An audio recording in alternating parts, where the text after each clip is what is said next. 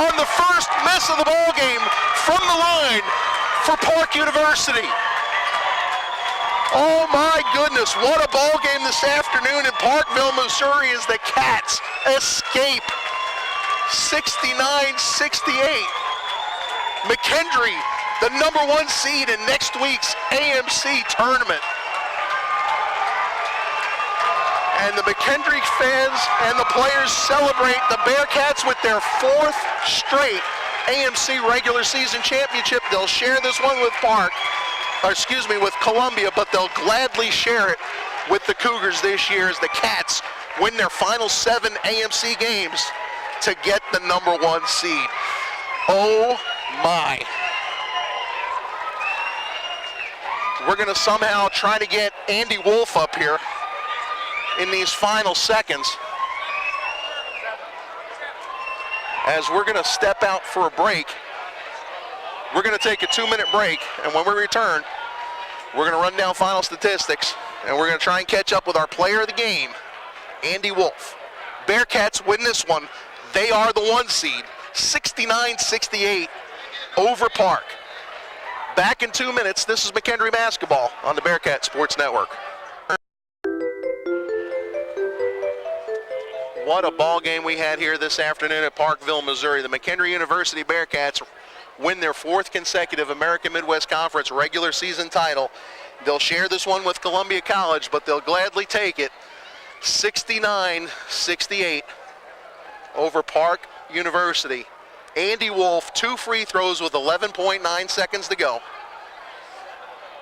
Park holds for the last shot. Derek Howard is fouled underneath, a 48% free throw shooter. Goes to the line. Park had not missed from the stripe. 13 of 13. Howard misses the front end. The rebound's tipped to the corner. Andy Wolff gets the board, throws it to midcourt. The clock expires, and the Bearcats claim their 7th straight win, and none bigger than the one that came here just moments ago as we see the McKendree parents celebrating at midcourt. Andy Wolff and Eric Hobby making their way up here for our post-game interviews. So McKendree now 18-11 on the season, finish the AMC schedule with a 12-2 record, and they will be the #1 seed throughout the American Midwest Conference tournament. The Bearcats will start the road to the AMC Tournament Championship, hopefully, with a home game in the quarterfinal round on Thursday against, I believe it will be, it is Missouri Baptist University. And we are joined now by our players of the game. We have got Eric Hobby up here, along with Andy Wolff. And we are joined first by Eric Hobby, and Eric in this ball game led the way for the Bearcats, 17 points, 7 rebounds, 3 assists, 3 block shots. And I'll tell you what, this game was a mirror image of the game we had here last year, went down to the wire. Kenny Detmer hits the big free throws down the stretch. This time is another senior that steps up, Andy Wolff. He's missed a couple of free throws. I'm going to bring it up with him in past years with chances to win or tie ball games.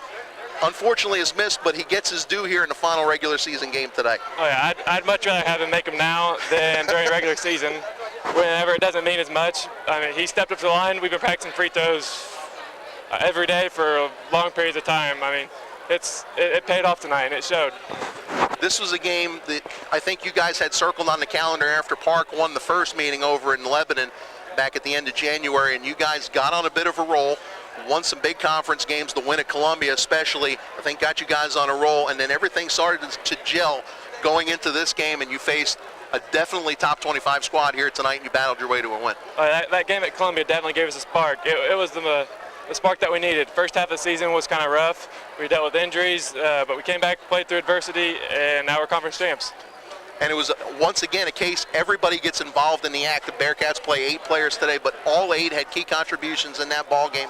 You got off to a big start in that first half. Park doing a better job defensively on you, but the post doing its job.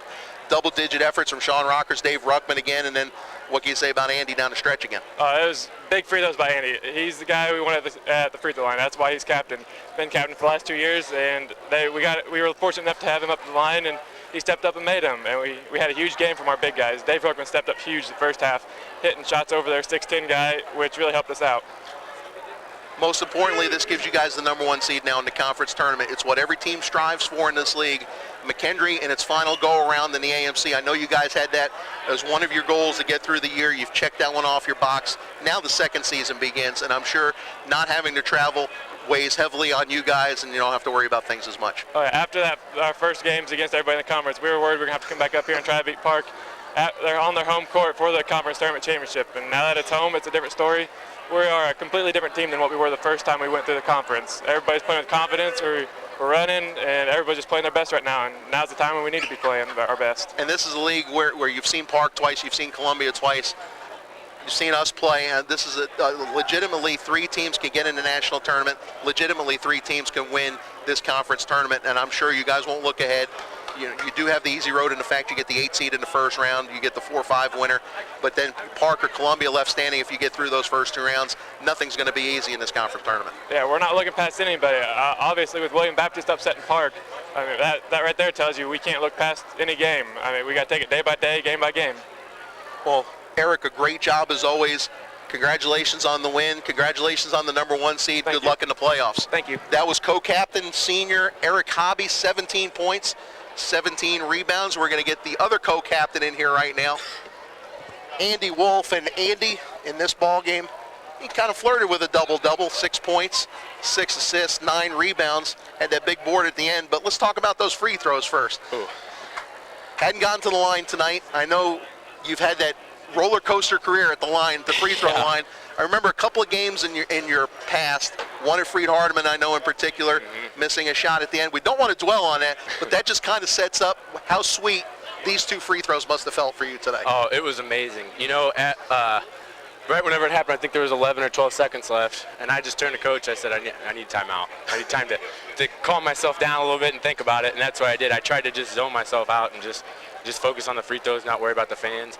And also, every day in practice, I'm always the last one to shoot, and I always shoot a 1-on-1, otherwise you got to run. So that helps a lot too. Well, I did notice that today. I was here for shoot-around, and you did shoot the last free throws. And it's interesting you talked about that you wanted the timeout, because I brought up the point that usually the offensive coach doesn't ice his free throw shooter. Yeah. But now that you explain it, all makes sense. Yeah, I was so out of breath, and I just needed for my legs to get back, so I had a nice, easy stroke. So. This was a ball game first half. Things seemed to come a little easy to you guys. You got out to that 8-point lead, getting everybody involved in the act. The big guys, the post, Ruckman and Rockers, were scoring almost at will on Roush and Fairley and Quintero. And what kind of things are you guys talking about in the locker room? Because obviously Park made some adjustments, came out firing, and started that second half. Oh, yeah, they did. You know, the big guys did a phenomenal job all game, boxing out, getting rebounds, and especially getting back on D. They did a great job on the offensive board and then getting back on D. In the locker room, we talked about how they were going to adjust their defense a little bit, and how, yeah, they were doing whatever they wanted down low, so they're probably going to double up down low, so we tried to work the guards a little more. It ended up happening to where we could still go down low a little bit more towards the end of the second half, but that's just reading the defense. We did a good job adjusting. That last play where Park called timeout to set up their final play, were you guys expecting something down low to Roush? Because it looked like when they sent Quintero in that might be the option to screen Roush down low against Rockers. For sure. We were expecting a 2-man game from Dang and their big guy. For a shot, if nothing else, and then a 1-on-1 ISO. We were not expecting Howard to just take it to the basket.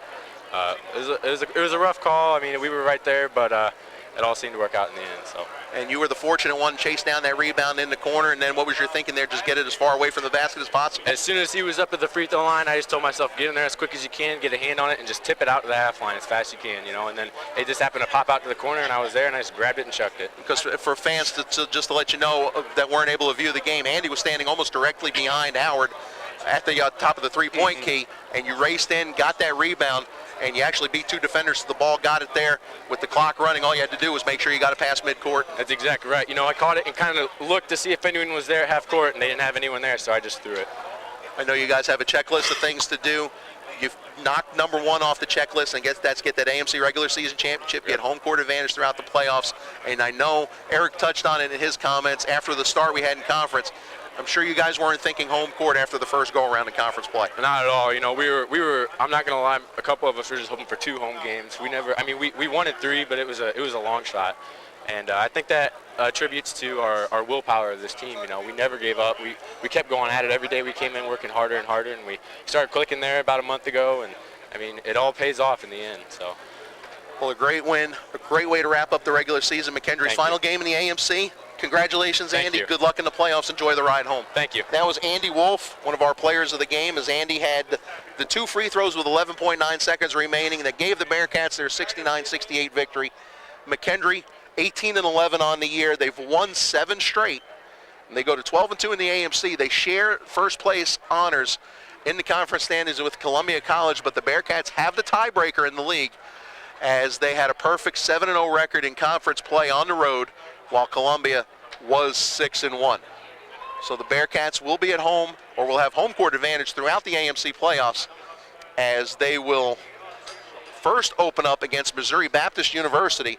That'll be an AMC quarterfinal contest on Thursday, March 3rd. Kent Zimmerman, Joe Zidlow will have the call of that contest, as the Bearcats begin their march towards a 3rd AMC tournament championship in 4 years. And I'm sure McKendree will see Park somewhere down the road, if not here in the conference tournament, somewhere in Kansas City. But a great effort from the Park Pirates as the Bearcats gain the season split against Park, as Park falls to 18-8 overall and 10-4. They'll be the number 3 seed, and they will take on either Williams Baptist College or Hannibal LaGrange University.